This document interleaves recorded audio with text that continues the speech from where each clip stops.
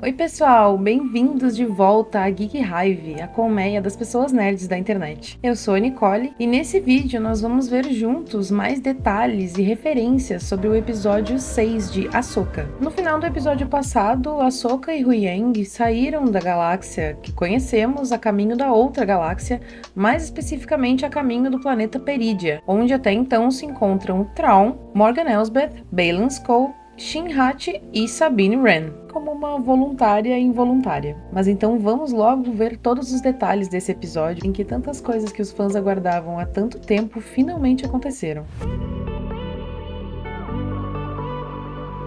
O título do episódio 6 é Far, Far Away, que traduzido significa tão, tão distante. E talvez algumas pessoas que estão acompanhando o conteúdo aqui do canal tenham percebido que alguns episódios já eu vinha chamando a outra galáxia de tão, tão distante. Com uma referência própria até Star Wars, que no início de todos os seus filmes que a gente conhece, coloca numa galáxia tão, tão distante. E eu realmente achei muito engraçado lembrar disso quando eu vi o nome desse episódio. E esse episódio se inicia com a visão das baleias espaciais, os nossos queridos Purrgil. E eles estão fazendo essa viagem intergaláctica com a nave da Ahsoka e do Huyang dentro da boca de uma delas. E vocês notaram que as cores que aparecem no túnel dessa viagem intergaláctica são diferentes das cores que apareceram nas viagens interespaciais até então? Claramente porque essa é uma viagem entre galáxias, e até então nós estávamos vendo os personagens viajando dentro da mesma galáxia. E o nosso querido droide milenar Huyang começa o episódio já falando que agora, de fato, ele viveu de tudo, depois de viajar para uma outra galáxia dentro de uma baleia espacial. E a Ahsoka responde para ele que ela lembra das histórias que ele contava quando ela era uma pequena padawan no templo. Inclusive, isso me fez lembrar que a Ahsoka passou mais tempo no templo da Ordem Jedi, aprendendo a ser Jedi, do que o mestre dela, o Anakin. Mas enfim, ela fala pro Huyang que lembra dessas histórias, a história da galáxia, 1, 2 e 3. A primeira sendo a melhor, é claro. E me pareceu muito que ela disse isso porque talvez o Huyang ache que a primeira parte da história da galáxia é a melhor. Talvez porque foi quando ele foi criado? Ou seria isso mais um foreshadow para o filme que já foi confirmado que vai contar a história da Força antes da Ordem Jedi? Enquanto eles estão conversando, a Ahsoka conta pra ele que não contou pra Hera que a Sabine tinha ido voluntariamente com o Baylan e com a Shin Hati e Morgan Elsbeth até essa outra galáxia. O Huyang duvida, mas ela confirma que ela viu através da força, que a Sabine não foi forçada. E obviamente a Ahsoka parece decepcionada de novo, porque ela sabe que a padawan dela podia ter acabado com toda essa situação que elas estão vivendo e esse retorno do Thrawn sendo tão iminente. Só que, para acabar com tudo, ela não teria que impedir somente o retorno do Thrawn. Ela impediria também o retorno ou o resgate de Ezra Bridger. E assim, vamos de comentário extraordinário aqui, só porque eu não concordo com o que a Sabine fez, mas eu não duvido absolutamente nada que na situação dela, tendo vivido o que ela viveu e perdendo o que ela perdeu, especialmente com um passado complicado com a família como ela sempre teve, que desde o início também envolveu as forças do Império, ainda mais depois de ter o Ezra ao lado dela por tanto tempo, praticamente como uma família, se não um amigo muito próximo, e depois perder ele sem poder evitar e passar anos tentando saber mais sobre o paradeiro dele, sem nunca descobrir nada, até que finalmente ela descobre alguma coisa, só pra ver a possibilidade de resgatar ele, talvez ser perdida por um fio, e logo depois ela ter acreditado que a mestre dela tinha morrido em combate, eu acho bem possível que eu faria o mesmo.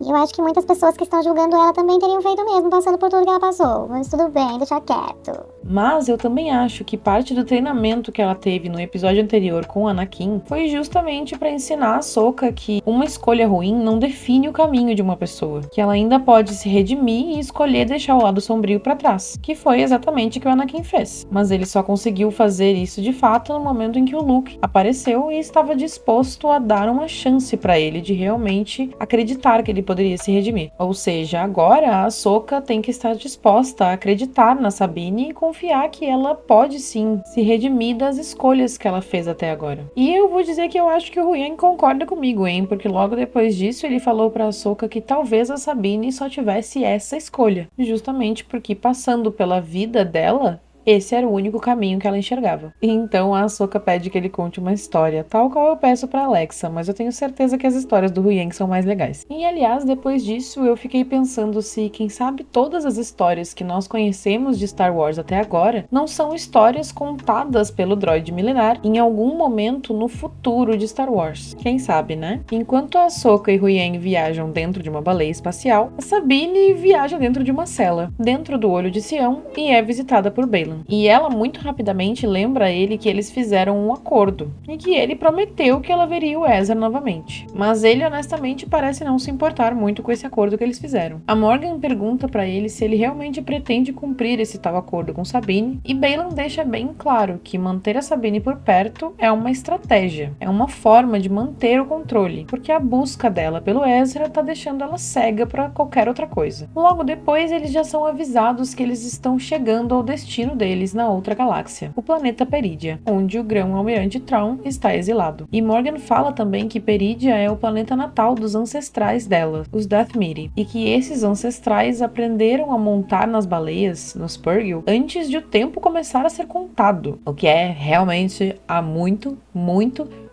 tempo atrás. Tudo nessa história me dá cada vez mais a sensação de que nós estamos perto de descobrir mais sobre a história ancestral da Força. O Baylan também diz que conhece esse lugar, mas ele conhece como o final da rota de migração dos Purrgil. Ele diz que Perídia é um lugar onde os Purrgil vão para morrer. É um cemitério. E a Shin-Hati parece nitidamente não estar curtindo muito essa ideia. E eu devo dizer que, como bióloga, a primeira coisa que eu pensei foi como é que os ancestrais da Morgan montaram nas baleias para sair dessa galáxia, se essa galáxia é um lugar para onde as baleias vão para morrer. Teoricamente, elas não deviam sair de lá, né? Mas como eu já disse que a gente não pensa na física quando assiste Star Wars, eu vou fazer um esforço para não pensar na biologia também. Então, Baylan Skoll, Shin-Hati, Morgan Elsbeth e Sabine Wren descem até o planeta, a bordo de uma nave, para encontrar com o grão-almirante Thrawn. E eles claramente queriam usar a Sabine para alguma coisa, e no caso, exatamente para procurar o Ezra, e é óbvio que ela ia cair como um patinho. Eles finalmente chegam até o planeta, onde são recepcionados por 3 irmãs da noite, que depois nós vamos saber que se chamam Grandes Mães. E aqui um comentário extraordinário bem breve para aqueles que, como eu, jogaram Dragon Age. A atriz que faz a Grande Mãe principal, que é a bruxa que aparece na frente nessas cenas, é a mesma atriz que fez a voz da Morrigan em Dragon Age Origins. As bruxas se mostram bem satisfeitas que conseguiram contactar a Morgan através da galáxia e que ela conseguiu não só ouvir o chamado delas, mas também ir até a outra galáxia de uma forma que ela consiga retornar para outra galáxia com todos eles. E elas avisam que o Almirante Thrawn está a caminho dali. Elas também falam que a Sabine fede a Jedi, o que fez a Sabine, e acredito que vocês também ficarem surpresos. E depois disso, elas prendem a Sabine em outra cela até que tenham alguma utilidade para ela. E enquanto a Sabine aguarda em solidão, ela tenta se conectar com a Ahsoka através da força. E também tenta abrir a porta com a força. Ambos aparentemente sem nenhum sucesso. Enquanto isso, Baylan Skoll e Shin-Hati estão aguardando a chegada de Thrawn. E o Baylan parece que, se pensar mais um pouquinho, vai sair fumaça das orelhas. Ele parece estar finalmente confrontando o fato de que as histórias que ele conhecia como folclore até agora, ou histórias de Ninar para crianças, na verdade são reais. E ele está tendo que confrontar isso pela existência dessa outra galáxia e desse planeta no qual ele está. E ele fala para Shin que essa terra é uma terra de sonhos e de loucura. E eu acho que ele quis dizer que numa terra em que tais coisas como sonhos parecem se tornar realidade, é muito fácil se perder para a loucura. Ele e Shin conversam sobre a época em que o Templo Jedi e a Ordem Jedi caíram, quando foi dada a Ordem 66, causando a queda da Ordem Jedi, a queda da República e a ascensão do Império. Ele explica que vê um ciclo se repetindo, de novo e de novo e de novo. Antes era a Alta República com a Ordem dos Jedi, que caíram para a ascensão do Império, que caiu para a ascensão da Nova República.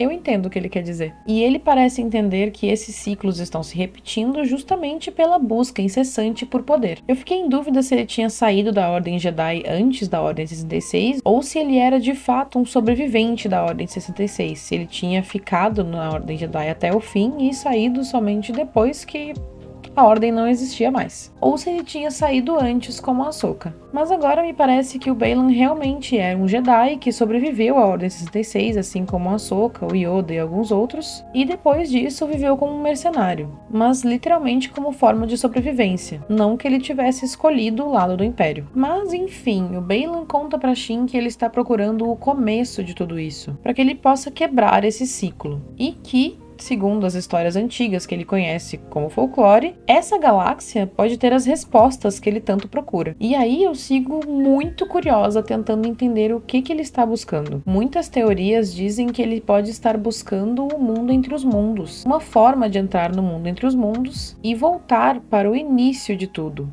antes da Ordem Jedi se estabelecer e prevalecer, e também antes da existência do Sith. Há também quem diga que ele está atrás dos deuses de Mortis, mais especificamente do Filho. Será que é isso que o Baylan escuta chamando ele nessa galáxia? O Filho? Chamando ele através da força para que ele vá lá e consiga então quebrar esse ciclo? Será que nós veremos isso ainda nesse seriado? Ou vai ter alguma conexão com esse filme que eu vivo falando? Mal posso esperar para saber mais. Mas então, meus queridos amigos, eis que o brabíssimo chegou. O grão-almirante Thrawn está chegando a bordo da Quimera. E ela chega toda remendada, porém muito bonita. E eu acredito que eu, assim como vários fãs de Clone Wars e Rebels, adoraram a atenção aos detalhes. Porque a Quimera está remendada exatamente nos locais onde os Purrgil tinham danificado a nave no final da 4ª temporada de Rebels. A Quimera então se aproxima de onde todos eles estão aguardando no templo das bruxas de Dathomir, e todos os troopers do Thrawn estão ali para enfatizar bem que quem está chegando tem certo poder. E com todos aqueles troopers ali também remendados, fica meio difícil saber se eles já estão todos mortos ou não, especialmente considerando a proximidade que o Thrawn está tendo das grandes mães de Dathomir. Ele já chega agradecendo os esforços delas e de Morgan Elsbeth, e ele reconhece que é graças a ela que todos eles logo vão sair daquela galáxia. A Morgan fala que ela é uma mera serva dele e eu queria muito entender como que essa conexão aconteceu. Como exatamente que o Thrawn conseguiu auxílio das bruxas de Dathomir nas duas galáxias. Especialmente considerando que foi por ordem do Imperador que Dathomir foi destruída depois da Ordem 66, quando ele mandou o General Grievous para lá. Um momento do qual até a Morgan Elsbeth já falou que ela é uma sobrevivente. E tudo que o Thrawn fala me deixa mais curiosa. E eu preciso tirar um momento aqui para falar como esse personagem ficou bem feito. Bom, ele já é bem feito, né? Desde os livros no qual o personagem estreou pela primeira vez, ele já era muito bom. A estreia do personagem em Rebels continuou muito boa. E agora que o personagem foi trazido para live action, acredito que tudo que nós esperávamos se concretizou. A caracterização do personagem ficou muito boa. E é óbvio que trazer o mesmo ator que fez a voz do Thrawn na série animada de Rebels para fazer a versão live action do Thrawn no seriado da Ahsoka foi uma grande sacada. Pra quem não sabe, o Lars Mikkelsen fez a voz do Thrawn na série animada e também está fazendo o personagem agora no live action. Tudo na presença do Thrawn nesse episódio me deixou muito curiosa. Ele apresenta o capitão da guarda dele, Enoch, para Morgan. E o nome por si só já carrega algumas ideias, porque é um nome muito usado em diversas culturas e mitologias. Mas junto o nome com essa armadura modificada e esse capacete que lembra muito o Império Romano, se esse moço tá morto, ele não é muito interessante, mas se ele tá vivo, eu tô curiosa. Mas eu acho honestamente que talvez a gente tenha aqui um Merrick 2.0,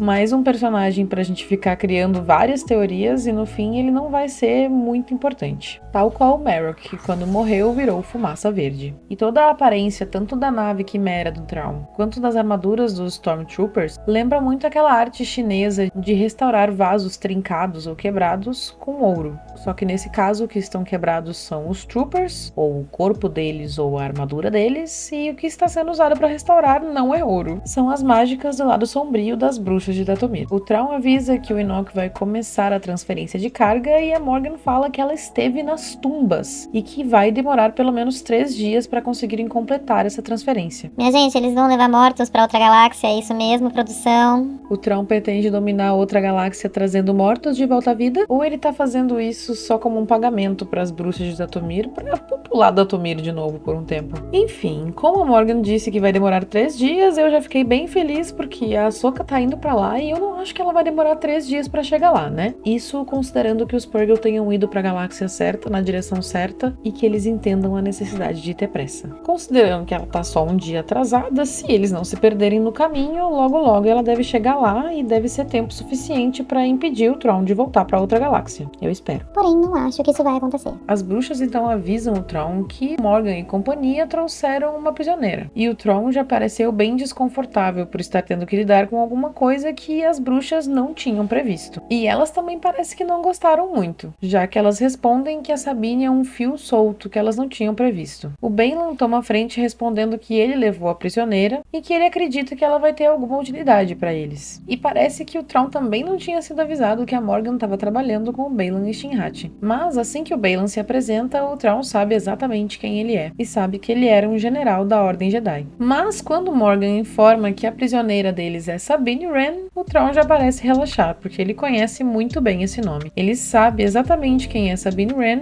e sabe quais os gatilhos dela e como apertá-los. E assim ele responde pro Baylan que ele estava certo. A Sabine vai ser muito útil para eles. Então eles buscam a menina Sabine e levam pro Tron. E parece que ela nem acredita no que ela está vendo. Até parece que a Ahsoka tava avisando isso já fazia 5 episódios. E ela mal chegou e ela já exige saber aonde que está o Ezra. Eu não falei que o Tron sabe exatamente como apertar os gatilhos dela? Obviamente o Tron também está interessado em saber onde está o Ezra, já que se ele pudesse, ele estaria com ele ali. E ele nitidamente vai usar a Sabine para isso. Porque como ele responde para ela, eles não sabem exatamente onde ele está e nem se ele está vivo. Mas ele, como uma boa alma, está 100% disposto a dar tudo que a Sabine precisa para conseguir achar o menino, incluindo armas e uma montaria. E essa montaria é algo que parece um lobo, que é muito fofo por sinal e que eu achei uma escolha bem adequada dos roteiristas da série, mais especificamente bem provavelmente do Dave Filoni, visto a importância que as figuras dos lobos tiveram na série animada Rebels. Logo depois disso, eles soltam a Sabine e o Enoch deseja para ela uma boa morte.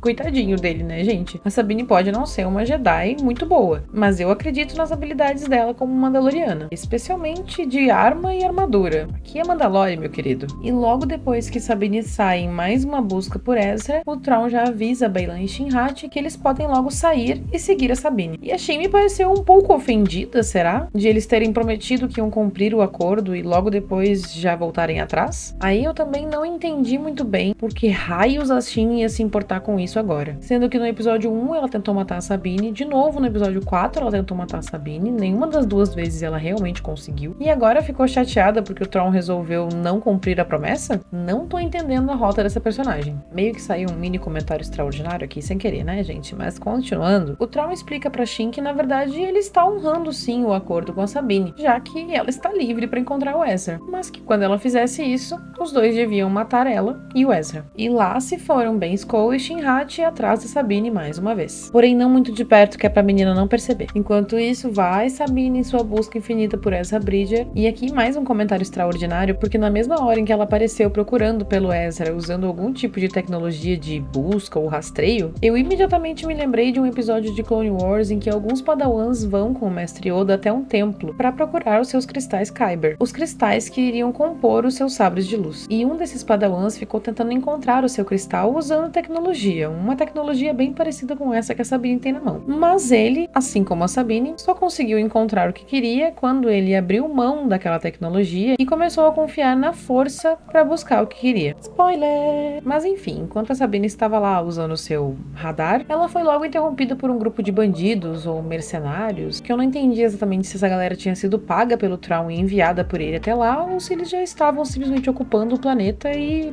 encontraram mais uma pessoa para roubar e decidiram que iam roubar ela. Mas a Sabine lida com os bandidos sem grandes problemas, como eu disse, aqui é Mandalore, e ela percebe que o localizador, ou radar, ou seja lá o que for aquilo, quebrou. E ela segue sozinha, sem indicativos de qual direção ela deve seguir por um tempo, até que o lobo, a montaria dela, que fugiu quando ela foi atacada, volta atrás dela e ela, enfim, começa a seguir o instinto do lobo. Ela sabe o que ele quer dizer? Não. Mas ela segue ele mesmo assim. Isso é confiar mais na força do que usar um radar, como ela estava fazendo até agora. Enquanto isso, de volta na nave, o Tron e a Morgan conversam. E a Morgan pergunta se não é melhor mandar mais apoio pro Baylan e pra Shin, para que eles completem logo a missão e consigam voltar pra nave e também voltar para outra galáxia junto com eles. E não fiquem perdidos ali em Perídia. Mas claramente a Morgan se importa com isso muito mais do que o Tron, que nitidamente não se importa nem com a presença, nem com a ausência, nem de Baylan, nem de Shin, nem de de Sabine nem de Ezra. E ele deixa bem claro que não importa se eles vão morrer ali ou ficar esquecidos ali. O que importa é que eles consigam fazer a sua jornada de volta. E de volta à busca de Sabine Wren, nota-se que o lobinho dela realmente sabia o que estava fazendo, ou pelo menos, mesmo que ele não soubesse, o caminho dele gerou frutos, porque depois de algum tempo, a Sabine encontrou uma espécie bípede que eu carinhosamente vou chamar de tortuguitas. A espécie dessas criaturas é chamada de Noti, e eles parecem ter o hábito de se esconder e se camuflar em carapaças que lembram muito pedras, bem parecido com a forma como alguns animais usam a camuflagem no mundo real.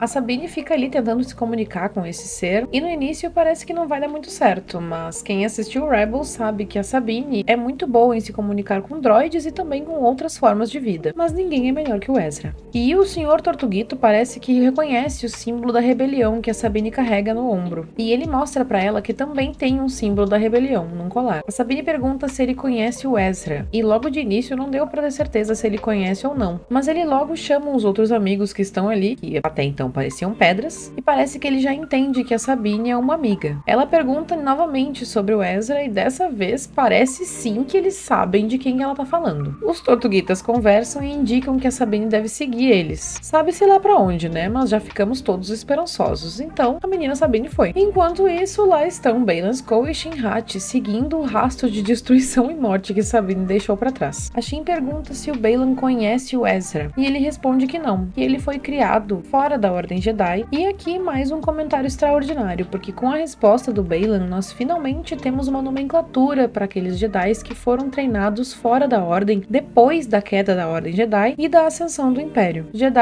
como a Sabine, como o Ezra, como a Rey, como o Luke, como a Leia, todos foram treinados por pessoas que fizeram parte da Ordem Jedi, mas que não podiam de fato nomear nenhum deles como Jedi. Baylan chama eles de Boken Jedi, e Boken é um nome usado para definir espadas de madeira, que são as espadas de treinamento, por exemplo, de samurai e de Jedi. O Baylan segue falando e ele diz pra Shin que treinou ela para ser mais do que uma Jedi. E eu imagino que ele deve ter treinado ela para ser mais do que Sith também. Especialmente porque até agora ele não usou o termo Sith em nenhum momento para se referir a eles dois. E sabemos que o Sith geralmente não tem nenhum problema em se declarar Sith. Até porque o preço de mercenário Sith com certeza é mais caro. A Shin pergunta se ele sente saudade da Ordem, e ele diz que sente saudade da ideia, do conceito, e não da realidade dela. E aqui mais um comentário extraordinário para explicar o que ele quis dizer com isso, porque em teoria a Ordem Jedi devia confiar na força e seguir a força, e somente a força. Mas na prática eles logo se permitiram ser corrompidos ao ser pressionados a escolher um lado em uma guerra. Uma guerra que talvez os Jedi não deveriam nem ter se juntado. Pelo menos de acordo com a ideologia deles. Ainda mais que eles foram praticamente forçados a lutar essa guerra por causa das ligações políticas que eles tinham com o Senado Galáctico. Ou seja, a fraqueza dos Jedi é algo que o Baylan não quer repetir. E de novo, me parece que ele entende essa fraqueza como a busca pelo poder. Ou, enfim, outras formas de desvio dos caminhos da força.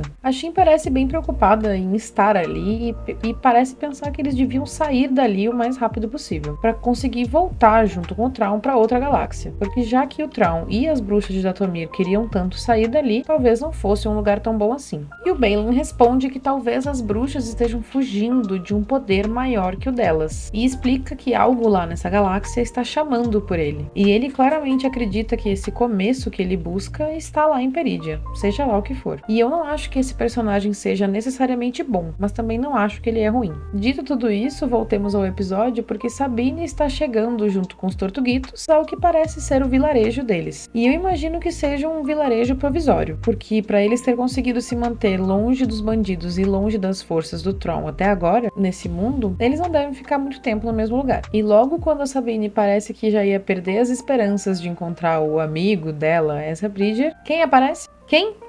Ele mesmo, o nosso menino, que já não é mais um menino, Ezra Bridger. E finalmente o reencontro tão aguardado pelos fãs de Rebels e principalmente por Sabine e Ezra. O Ezra, que não é bobo nem nada, logo pergunta como que ela chegou ali. E a Sabine parece que não tá muito interessada em dar uma notícia ruim pra ele logo de cara. Ela já fala que não quer conversar sobre isso e pede pra deixar ela ficar feliz por ter conseguido chegar ali pelo menos. Achei justo. Mas eu ainda queria que o Ezra ficasse pelo menos levemente frustrado com ela por ter colocado em risco todo o sacrifício dele. Poxa, ele teve um puta esforço para conseguir tirar uma peça super importante das forças do Império, que era a presença do Thrawn na galáxia. E ela botou tudo em risco e facilitou o retorno dele depois de tanto tempo. E ele não se importa? Tá, né? Mas, enfim, voltando pra Quimera, as grandes mães avisam o Thrawn que outra Jedi está se aproximando, e ele imediatamente imagina que seja Ahsoka Tano. A Morgan acredita que não, porque o Baylan disse que ela tinha morrido caindo do penhasco, mas quem é fã da Ahsoka sabe que Ahsoka Tano não morre. E o Thrawn deve ser fã dela, tá? Ele fala que eles vão lidar como se ela tivesse sobrevivido e vão se preparar de acordo. E nisso ele informa que ele quer saber tudo sobre Ahsoka, o planeta natal, a história dela, quem foi o mestre dela. E aí, meu querido, eu sugiro sentar e dar play nos vídeos de estreia aqui do canal, já que claramente o Thrawn não vai ter tempo de assistir uma temporada de Histórias do Jedi, 7 temporadas de Clone Wars, 4 temporadas de Rebels e de ler o livro da Ahsoka antes dela chegar lá nessa galáxia. Confia na Nicole, assiste o resumo que dá bom. Mas é isso, meus queridos, chegamos assim ao final do 6º episódio de Ahsoka. Ela continua dentro da boca de um Purrgil junto com Huyang a caminho dessa outra galáxia no planeta Peridea, e Thrawn e Morgan e as grandes mães de Dathomir seguem no carregamento de uma carga misteriosa que se encontra nas catacumbas no planeta dos Dathmiri para a nave do Thrawn para levar para outra galáxia. Sabine finalmente conseguiu o que queria depois de tanto tempo e encontrou seu amigo Ezra Bridger, só que Baylan Skoll e Shin-Hati não estão muito longe dela. Depois desse episódio, restam só mais 2 episódios até o fim da temporada. E eu queria muito saber o que vocês estão achando até agora. Está atingindo as expectativas, superando as expectativas ou não está tão bom quanto vocês esperavam? Eu confesso que estou gostando bastante, mas a personagem da Shin-Hati está parecendo um pouco perdida demais pra mim. Até agora parece que a presença dela não fez nenhuma diferença no rumo do seriado, a não ser de fato fazer um confronto com a Sabine, mas eu acho que se ela não estivesse ali, o Baylan teria dado conta desse papel muito bem, especialmente considerando o quanto todo mundo está gostando desse personagem. O maior desenvolvimento da personagem da Shin-Hati até agora foi os poucos minutos de conversa que ela teve com o Baylan nesse episódio, e só o que nós conseguimos entender foi que ela tem alguma busca por poder, que eu não entendi muito bem porquê. Mas veremos, né? Como eu disse, ainda temos mais 2 episódios pela frente, e pode ser que a personagem seja desenvolvida no final da temporada. Eu queria falar um pouco sobre o Ezra também, porque eu gostei muito da caracterização do personagem. Esse ator, o Eman Esfandi, é muito parecido com o personagem do Ezra, ou pelo menos com essa caracterização ele ficou muito parecido. E apesar de já ter visto a comoção da internet sobre as lentes de contato em Star Wars, eu confesso que não me importo e não atrapalhou nem um pouco a apreciação do episódio pra mim. Na verdade, não me atrapalha nem no Ezra e nem na Hera, que pelo que eu vi é a fonte maior de reclamações da internet. E eu continuo muito curiosa para saber o que o futuro do personagem do Baylan reserva. Será que ele vai conseguir chegar mais perto do que ele busca ainda nessa temporada de Ahsoka? E vocês, tem alguma coisa específica que vocês querem saber mais ainda nessa temporada? Se você chegou até aqui nesse vídeo, considere deixar um like e quem sabe deixar um comentário para me dizer o que você gostou desse vídeo e o que você está gostando mais aqui no canal. E eu espero que vocês considerem também se inscrever no canal e indicar para mais pessoas. Qualquer interação de vocês significa muito para mim, eu fico muito feliz e o YouTube também. Mas então, pessoal, por hoje é isso. Que a força esteja com vocês. Sempre.